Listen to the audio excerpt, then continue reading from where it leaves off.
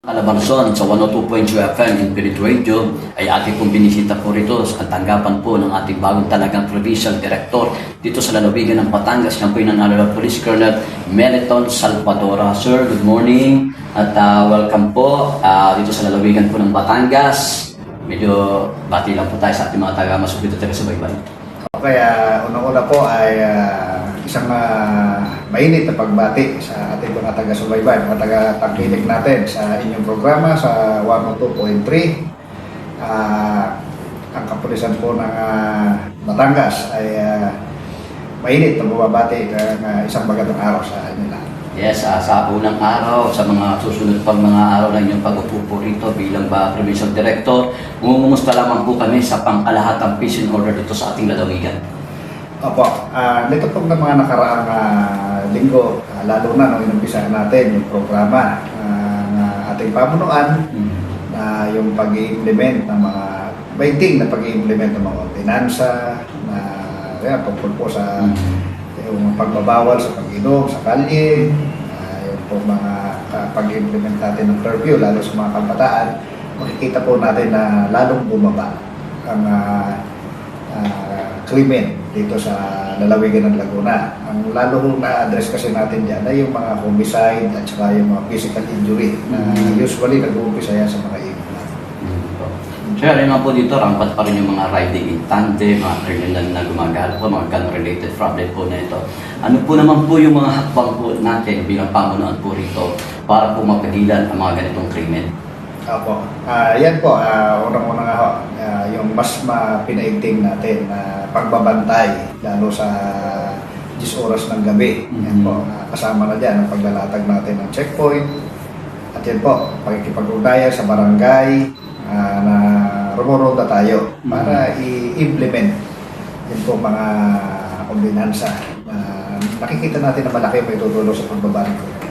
Yes po, saka isa po yung pong pagpapalakas para yung tiwala po ng mamamayan sa kapulisan. Sabi ko, meron po kayong ginagawa po mga po rito. Mas lalo pa na pagkakatiwala ng mamamayan ang Batangas pulis. Apo, isa sa marching order po natin is of course yung disiplina ng ating tao.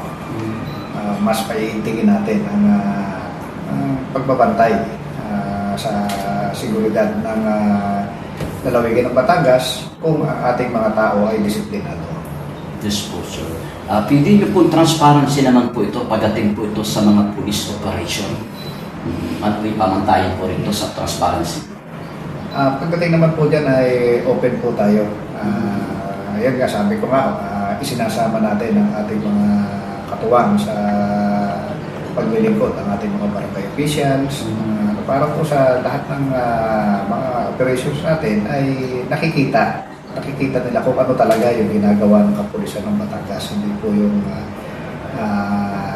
ina-empower po natin sila para mas maramdaman po na lalawigan ng Batangas kung ano yung trabaho ng pulis, kung ano po yung naitutulong ng community sa atin. Kasi when it comes naman po ito sa disiplina at integridad po ng ating mga tauhan ng pulis sa probinsya ng Batangas, paano niyo po ito natitiyak? Yan po ay asahan niyo po na kung meron man po makakarating sa atin, mga reklamo, ay actionan po natin yan. Hindi po natin pababayaan na ang isang bagay na makakasira sa pangalan ng kapulisan ng kapulisan dito sa lalawigan ng Batangas ay hindi po natin titiyakin po natin na ma-actionan po natin yan.